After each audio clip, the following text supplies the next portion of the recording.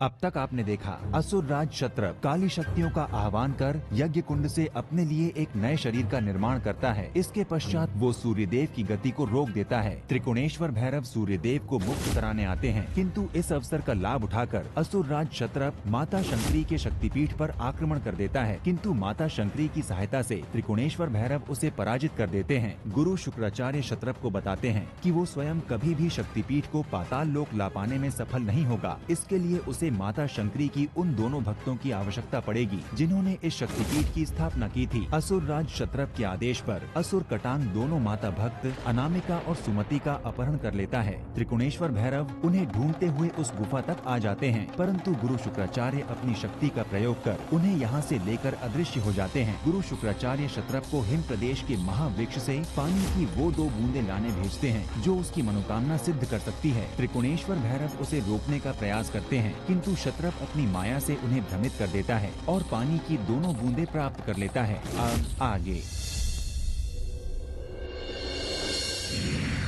त्रिकोणेश्वर भैरव, आंखें खोलिए।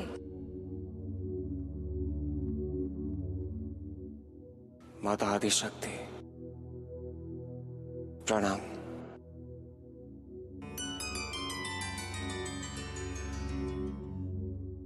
बताइए भैरव, आपने किस लिए मेरा आवाहन किया? माता, मैंने आपका आह्वान इसलिए किया ताकि आपको आपके दिए हुए एक वचन का स्मरण करा सकूं। मेरा दिया वचन?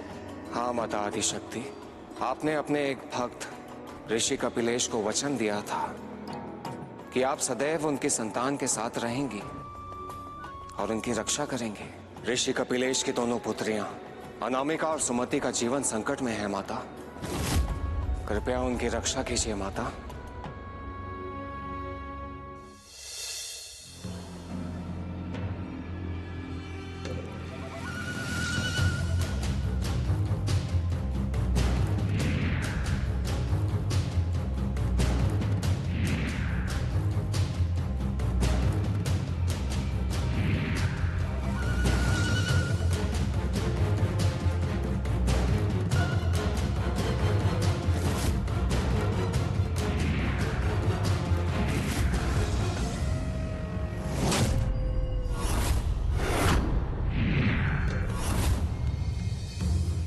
ये क्या हुआ?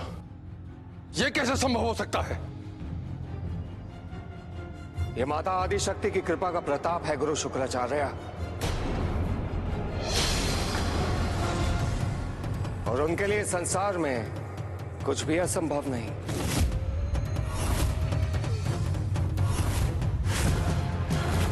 त्रिकोणेश्वर भैरव, तुम यहां?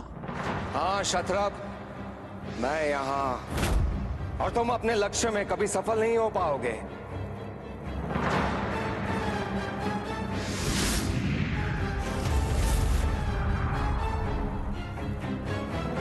दोस्त, मैं तुझे इस दीवार के पीछे छिपने नहीं दूंगा।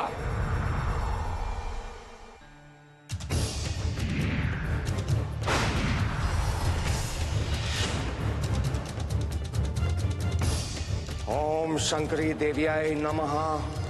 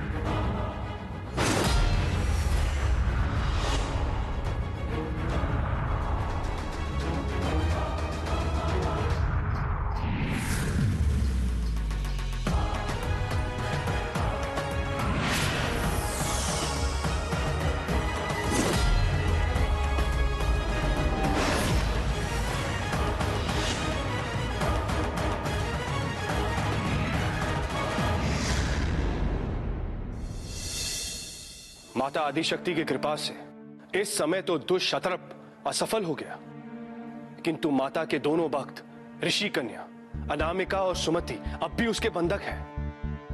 नारायण नारायण। हाँ माते, देवराज इंद्र सत्य कह रहे हैं। और माते, आपकी शक्ति पीठ पर आया हुआ संकट अब तक टला नहीं है। वो असुरराज सत्रप अत्यंत ही शक्तिशाली है, बुद्धिमान है माते, दुर्त है वो, दुर्त। वो अवश्य गुरु शुक्राचार्य के साथ भेंट कर पुनः एक बार अनिष्टकारी योजना बनाएगा माते। माते, भैरवनाथ को सतर्क रहना होगा। छोटी छोटी समस्याओं के निवारण के पश्चात ही हम मूल संकट का कारण और उसके निदान तक पहुंच सकते हैं। त्रिकोणेश्वर भैरव भी दुष्ट क्षत्रप को समाप्त करने का उपाय शीघ्र ही ढूंढ लेंगे। और आपने जो युक्ति त्रिकोणेश्वर भैरव को बताई है, कदाचित वही युक्ति उन्हें उस उपाय की दिशा में अग्रसर करे। धन्यवाद माते। माते, हम तो ठहरे वैरागी, ब्रह्मचारी, सन्यासी, पथिक, और एक पथिक की भांति हम समस्त ब्रह्मांड का विचरण करते हैं और सूचनाएं एकत्र करते हैं। और माते, यदि हमारी दी हुई सूचना से किसका भला हो तो हम समझेंगे कि हमारा मनोरथ सफल हुआ माते।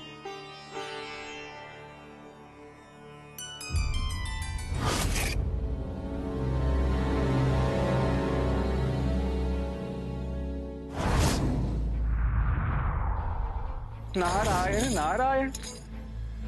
प्रणाम भैरवनाथ। प्रणाम। हे भैरवनाथ, हमने अभी अभी असुरराज क्षत्रप के सेनापति कटांग को दोनों ऋषि कन्याओं के साथ आकाश मार्ग से दंडकरण वन की ओर जाते हुए देखा है। आपको अति शीघ्र ही उस ओर प्रस्थान करना चाहिए। देव ऋषि ने कहा था कि वो ऋषि कन्याओं को इसी मार्ग से लेकर के आया है, किंतु वो है कहां?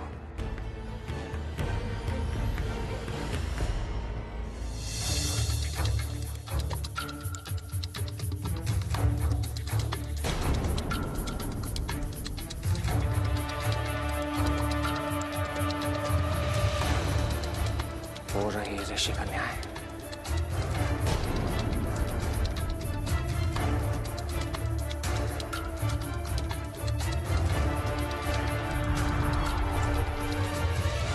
त्रिकोणेश्वर भैरव यहां? मुझे इसे रोकना होगा।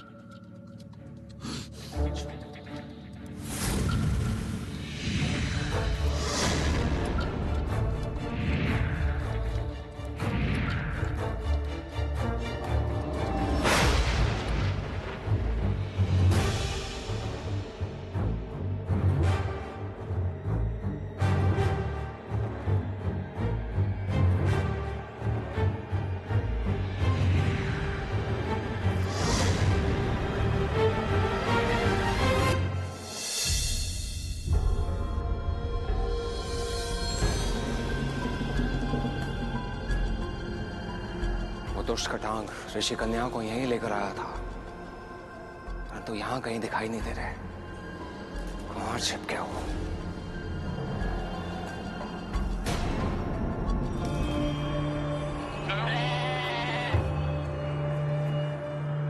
अरे दुष्ट, इधर क्या कर रही है? उस ओर चल, उधर जा।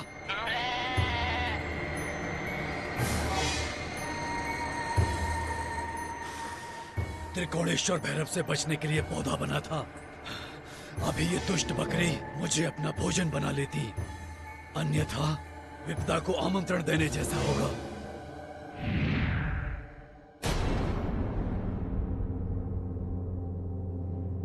कहां गया ये? इसी उद्यान में तो आया था।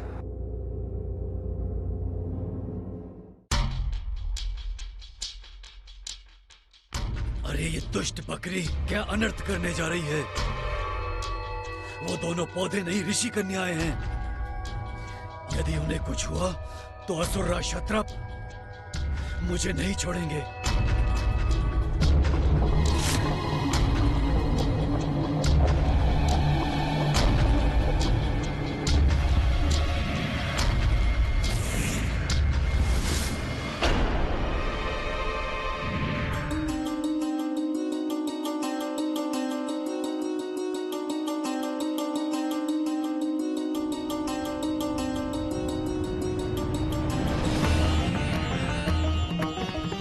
मायावी के विरुद्ध माया का प्रयोग करना छल नहीं, नीति कहलाता है।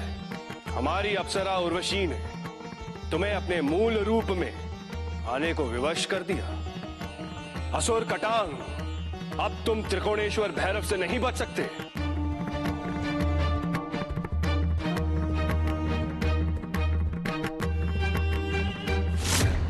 त्रिकोणेश्वर भैरव, हम यहाँ हैं। हमें इस दुष्ट से मुक्त कराइए। चलो मेरे साथ।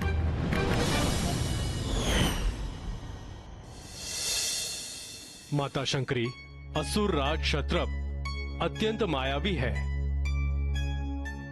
उसने अपनी काली शक्तियों के बल पर सूर्य देव को भी ग्रसित कर लिया था।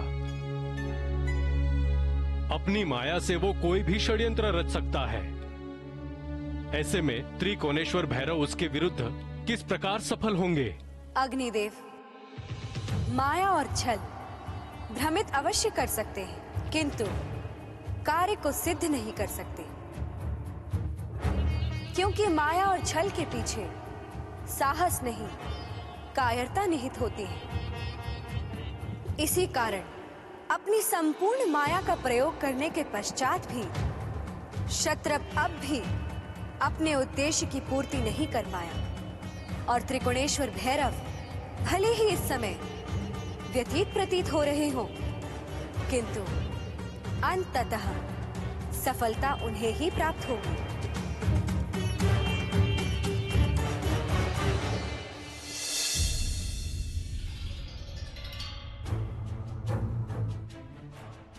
रुक जाओ कटांग!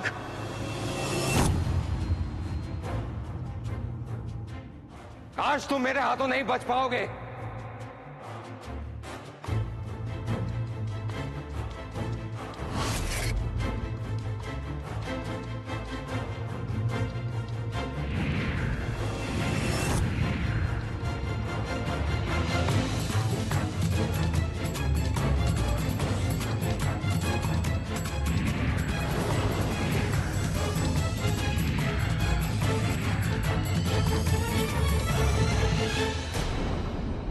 कटांग इन दोनों ऋषि कन्याओं को इस घड़े के अंदर क्यों ले गया है?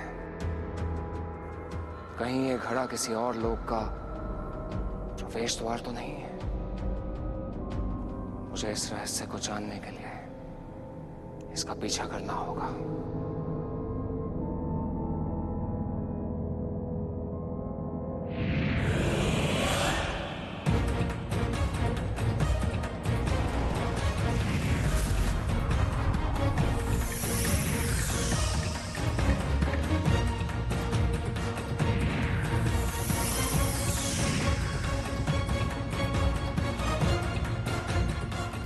शक्ति से शीला को हटा के नहीं पा रहा।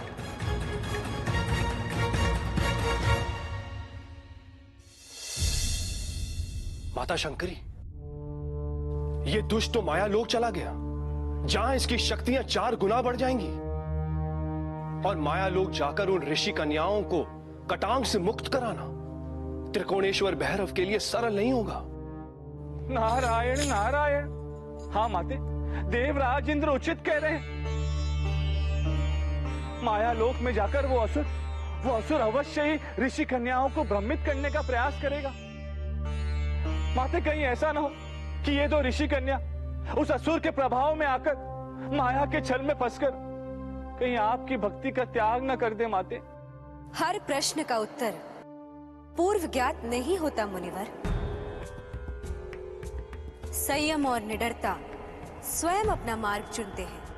सत्य को भय कभी भी पराजित नहीं कर सकता। अब ये अनामिका और सुमति को स्वयं तय करना है कि सत्य के मार्ग पर चलते हुए आने वाली चुनौतियों का सामना वो कैसे करती हैं।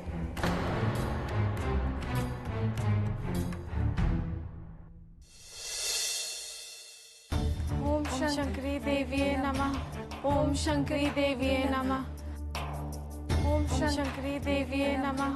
बंद करो ये मंत्र जाप। ओम शंकरी देवीये नमः। मैंने कहा बंद करो ये मंत्र जाप।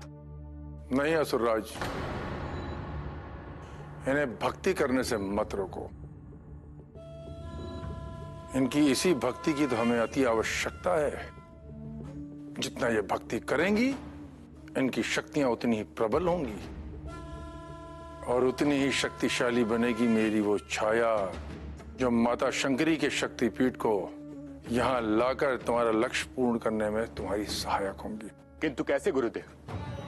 ये दोनों स्वेच्छा से अपनी भक्ति की शक्ति का त्याग करने को तैयार नहीं है और बलपूर्वक इनकी शक्ति छीनने का प्रयास भी विफल हो चुका है। अब केवल एक ही मार्ग है। कौन सा मार्ग गुरुदेव? हमें इन दोनों ऋषि कन्याओं की बलि देनी होगी असुरराज शत्रप। बलि? हाँ, यदि आज सूर्यास्त के पूर्व इन दोनों ऋषि कन्याओं की बलि दे दी जाए और इनके रक्त से मेरे द्वारा उत्पन्न की गई छाया का रक्त तिलक किया जाए, तो वो छाया माता शंकरी के शक्तिपीठ को यहां लाने में सक्षम होगी, क्योंकि इन दोनों का रक्त भी माता की भक्ति का वाहक है। ठीक है गुरुदेव, आज सूर्यास्त होते ही हम इनकी बलि दे देंगे।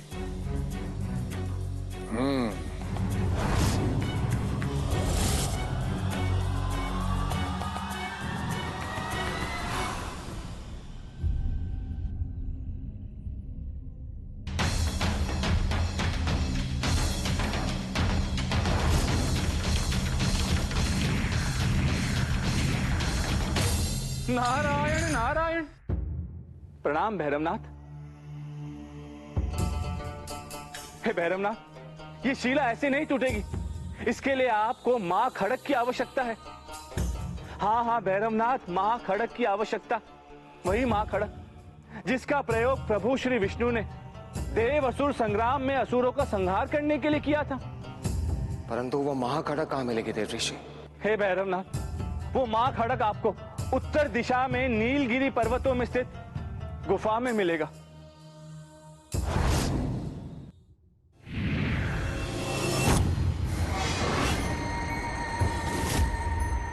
त्रिकोणेश्वर भैरव, मैं असुर राज शरताप का सेवक त्रिसिंगा हूँ। मैं जानता हूँ कि तुम यहाँ क्यों आए हो, किंतु मेरे होते हुए तुम महाखड़क कभी प्राप्त नहीं कर पाओगे।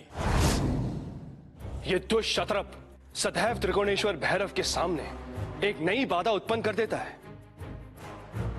नारायण नारायण। हाँ माते, और इस कंदर तक पहुंचने का मार्ग हमने भैरवनाथ को बता दिया है। किंतु माते, क्या भैरवनाथ इस असुर को पराजित कर पाएंगे?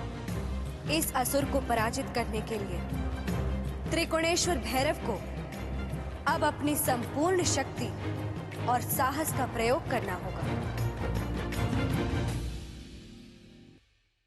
त्रिसंगा, अकारण अपनी मृत्यु को निमंत्रण मत दो। हट जाओ मेरे मार्ग से।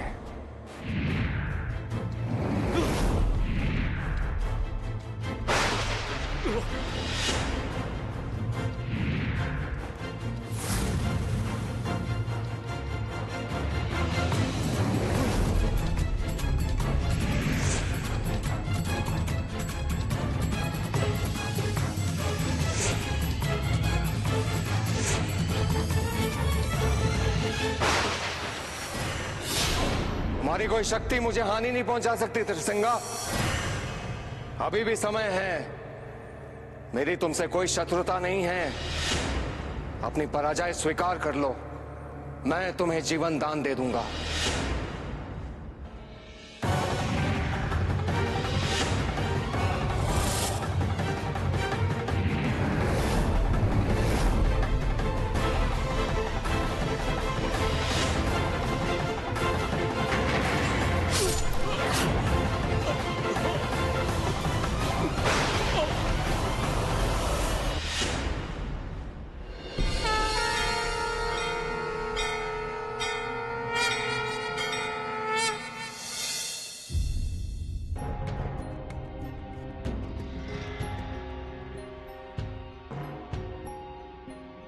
यहां तो कोई महाखड़क नहीं है।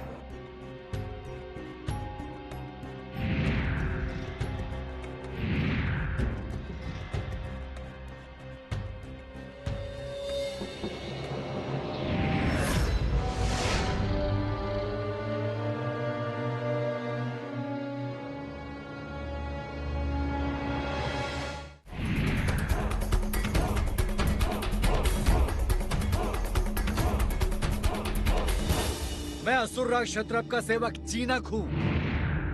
मैं तुम्हें यहाँ से महाखड़क नहीं ले जाने दूंगा।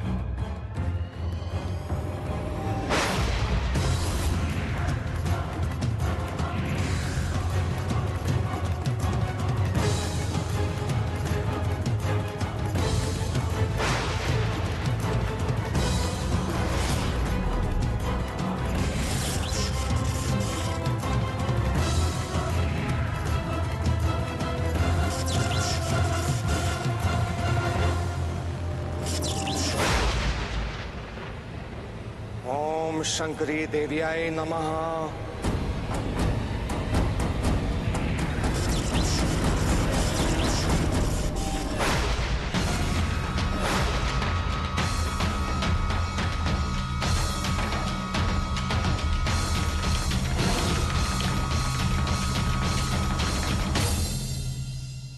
क्या आप यहाँ महाखड़क लेने आए हैं?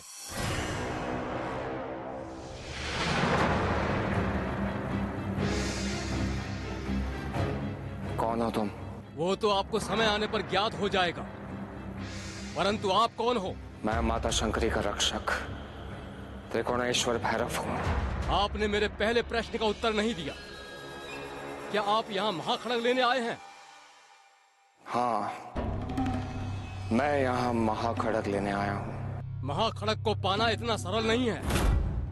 इसे प्राप्त करने की युक्ति केवल मैं आपको बता सकता हूँ, परंतु आपको मेरा एक कार्य करना होगा।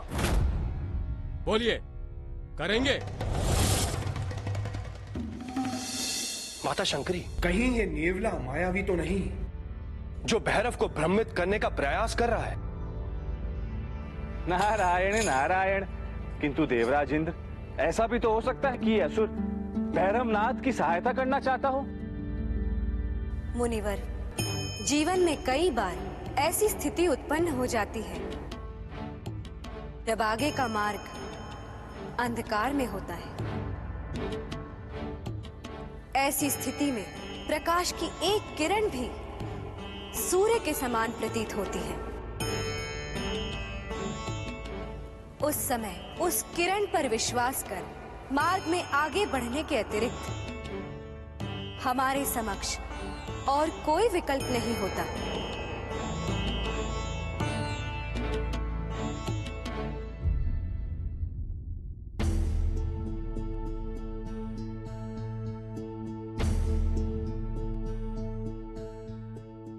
प्रणाम ऋषि उत्पल। प्रणाम ऋषि उत्पल। कहिए, मैं आप दोनों की क्या सहायता कर सकता हूँ? ऋषि उत्पल, मुझे आपके कमंडल का जल दान में चाहिए। ऋषि उत्पल, मुझे आपके कमंडल का जल दान में चाहिए। आप दोनों ने एक ही समय, एक साथ, एक ही वस्तु मांगी है मुझसे, मेरे कमंडल का जल।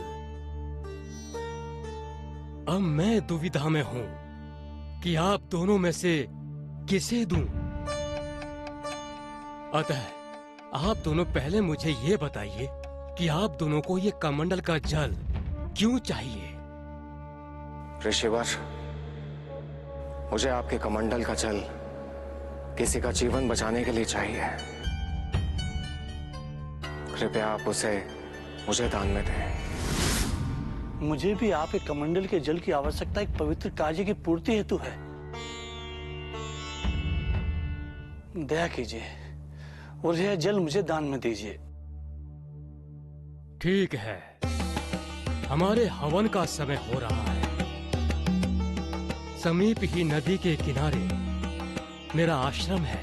आप दोनों में से जो भी पहले ऋषि माता से जाकर मेरे हवन की सामग्री यहाँ लेकर आएगा, उसे ही मैं अपने कमंडल का जल दान में दे दूंगा।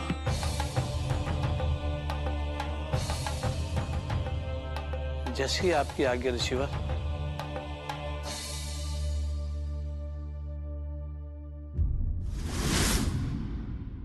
कोई मेरी सहायता करो। अरे कोई है? मेरे पास किसी की सहायता करने के लिए समय नहीं है। मुझे शीघ्र ही हवन सामग्री लेकर ऋषि उत्पल के आश्रम पहुंचना है और उनसे उनके कमंडल का जल प्राप्त करना है।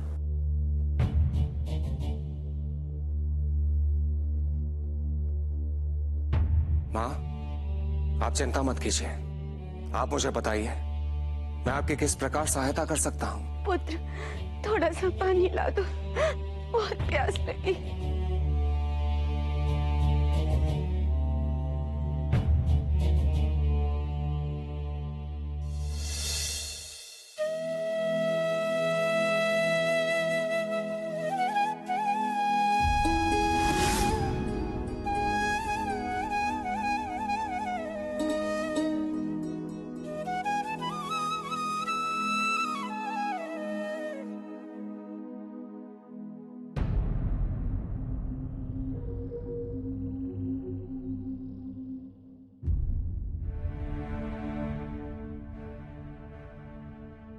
ये क्या?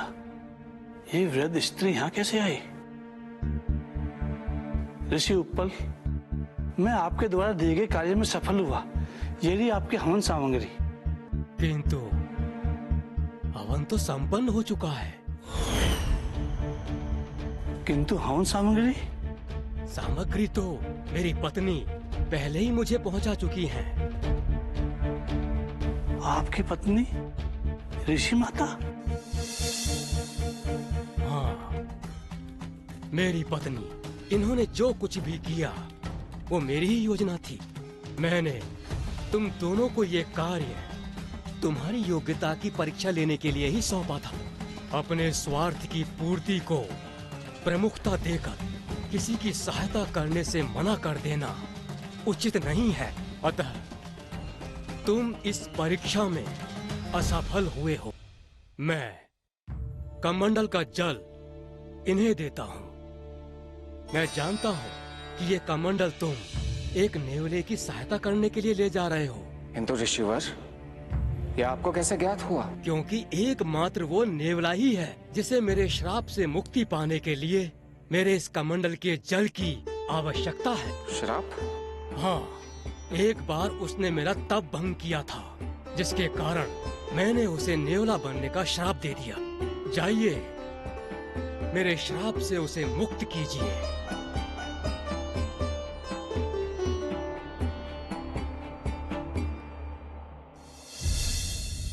अंततः त्रिकोणेश्वर भैरव कमंडल का जल पाने में सफल हो ही गया। सफल तो उन्हें होना ही था देवराज, क्योंकि उनका मार्ग धर्म का मार्ग था।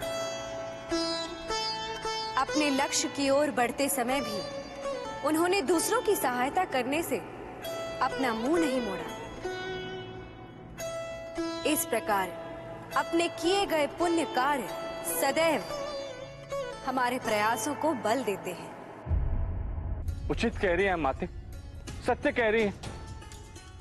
किंतु माते, मुख्य प्रश्न तो ये है, क्या भैरवनाथ महाखड़क को प्राप्त करने में सफल हो पाएंगे?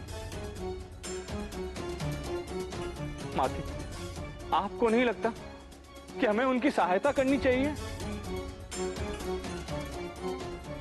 नहीं देव ऋषि, त्रिकोणेश्वर भैरव को मार्ग दिखाकर आप अपना कर्तव्य पहले ही पूर्ण कर चुके हैं। अब महाखड़क प्राप्त कर मेरी भक्त अनामिका और सुमति के जीवन की रक्षा करना भैरव का कर्तव्य है, और इस कार्य को उन्हें स्वयं ही पूर्ण करना होगा।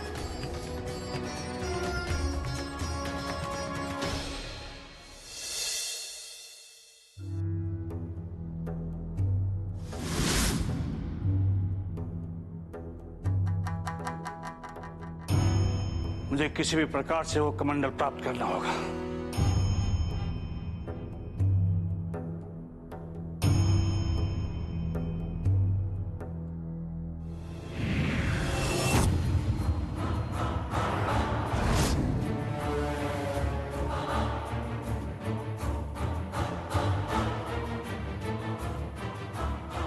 रुक जाओ, लाओ वो कमंडल मुझे दे दो। मैं ये जल किसी की सहायता के लिए लेकर जा रहा हूं, तुम मेरा मार्ग बाधित मत करो।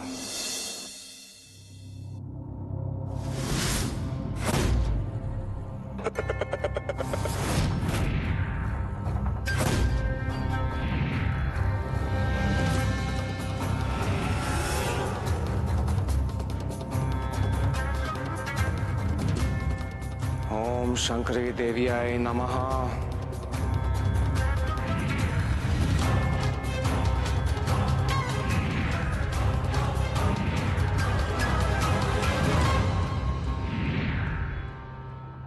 हे वृक्ष, मुझे ज्ञात हो गया था कि आप किसी असुरी शक्ति के प्रभाव में आकर ये सब कर रहे थे।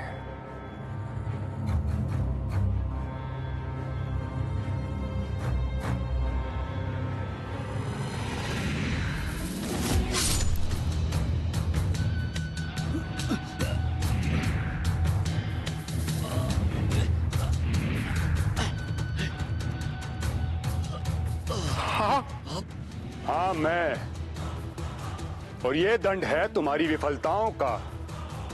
त्रिकोणेश्वर भैरव को परास्त करने में तुम निरंतर असफल रहे हो, और असफलता मुझे कदापि सहन नहीं।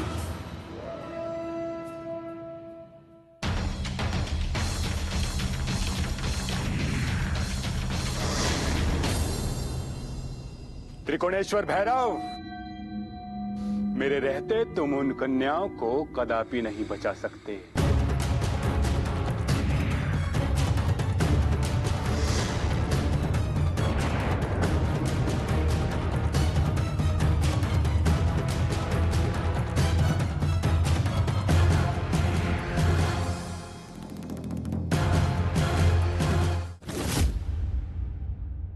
त्रिकोणेश्वर भैरव, अंततः तुम अपने काल के मुंह में चले ही गए।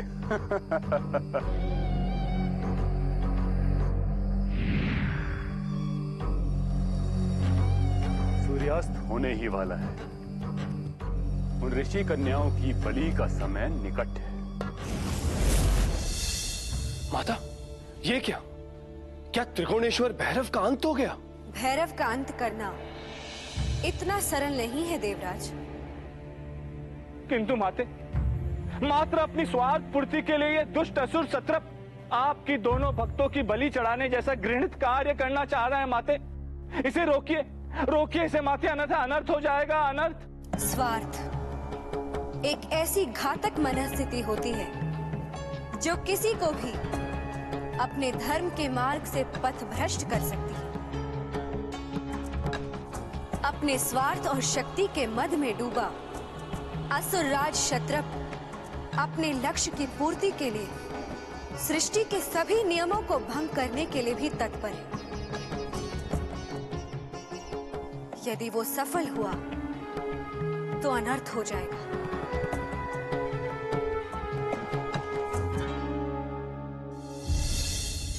स्वाहा। ओम भ्रीं ब्रां त्रीं ब्रां तां स्वाहा। ओम भ्रीं ब्रां त्रीं ब्रां तां स्वाहा। ओम भ्रीं ब्रां त्रीं तां तां स्वाहा। ओम भ्रीं ब्रां त्रीं तां तां स्वाहा। ओम ब्रीम ब्राम त्रीम त्राम ताम स्वाहा।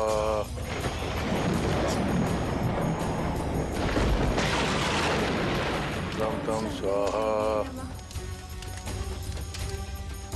ओम शंकरी देवी नमः। असुरराज क्षत्रप, कुछ ही क्षणों में सूर्य अस्त होने को है। उसके पश्चात इन दोनों ऋषि कन्याओं की तुम बलि दोगे और उसके रक्त को मेरी बनी छाया को अर्पित करोगे, जिससे वो छाया माता शंकरी के शक्ति पीठ को पाताल लोक लाने में तुम्हारे उद्देश्य की पूर्ति करेगा। ओम शंकरी देवी नमः। ओम शंकरी देव्याय नमः।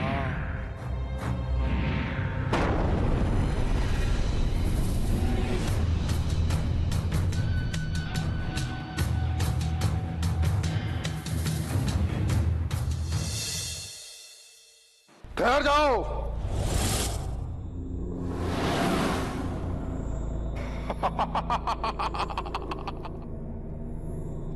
असुरराज क्षत्रप ने मुझे तुम पर दृष्टि बनाए रखने के लिए भेजा है। असुरराज का कार्य पूर्ण होने से पूर्व मैं तुम्हें कहीं जाने नहीं दूंगा। ओम ह्रीं ब्राम त्रीं ताम स्वाहा।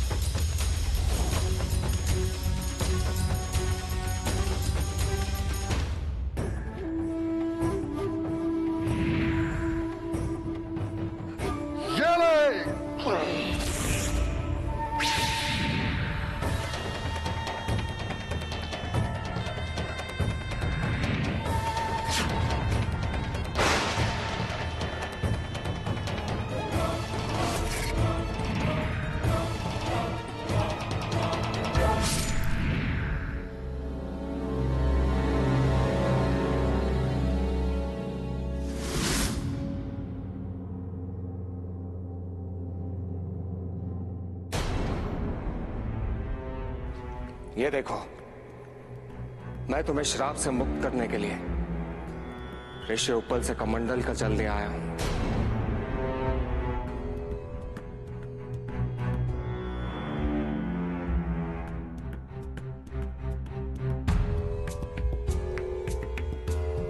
ये क्या? ये तो मृत है। असुरराज क्षत्रप, कुछ ही क्षणों में सूर्य अस्त होने को है।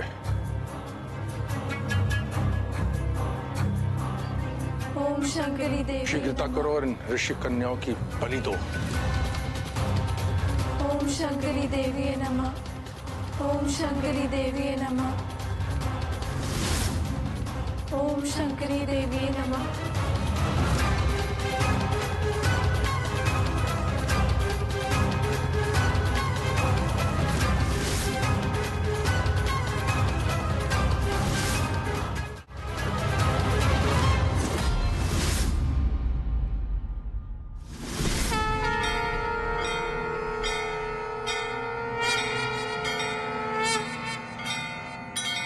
दोस्त, तुझे क्या लगा था कि तू मुझे ये महाखड़क प्राप्त करने से रोक लेगा?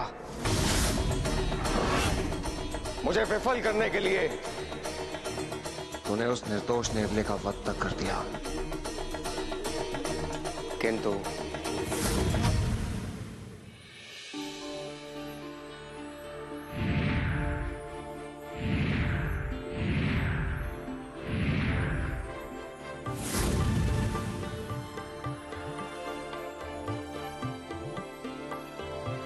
आपका बहुत बहुत धन्यवाद। आपने मुझे ऋषि उपल के श्राप से मुक्त करवा दिया। अब मैं आपको महाखड़क को प्राप्त करने की युक्ति बताता हूँ।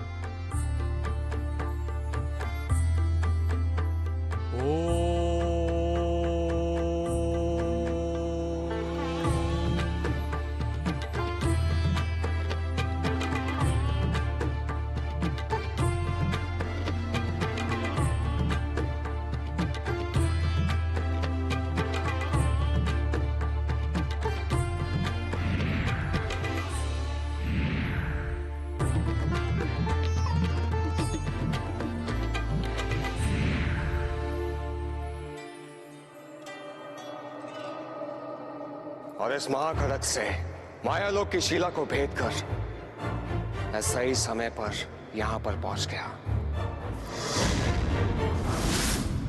मैं इन दोनों की बलि देकर रहूंगा, तभी माता शंकरी के शक्तिपीठ को पाताल लाने का मेरा स्वप्न पूर्ण होगा।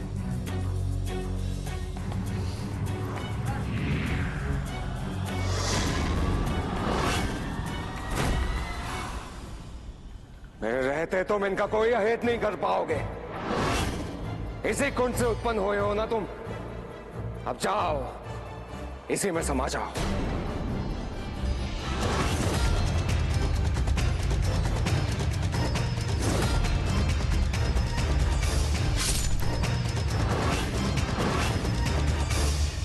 त्रिकोणेश्वर भैरव पुनः विजय हुआ। पलायन में ही बुद्धिमानी है।